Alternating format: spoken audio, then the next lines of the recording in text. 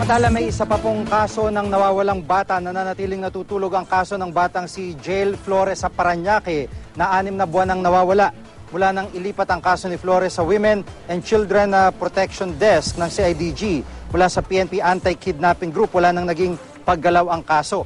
Ayon kay Superintendent Emma Libunaw ng Women's and Children's Protection Desk ay hindi naman kasi naipasa sa kanilang case folder ng kaso ni Jael.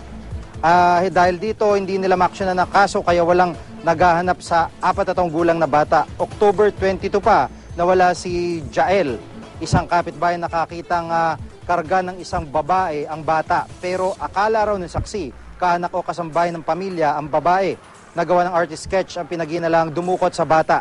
Nananawagan naman ang ina ni Jael sa sinumang may hawak sa kanyang anak na ibalik na ito at makonsensya at ibalik na po ang bata sa kanila.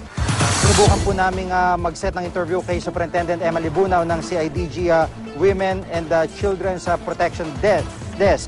Pero tumanggi po siya at sinusubukan din po namin na hinga ng payagan ang PNP Anti-Kidnapping Group at ang tagapagsalita ng pulisya. Ngunit bigo po kaming makontak ang mga ito.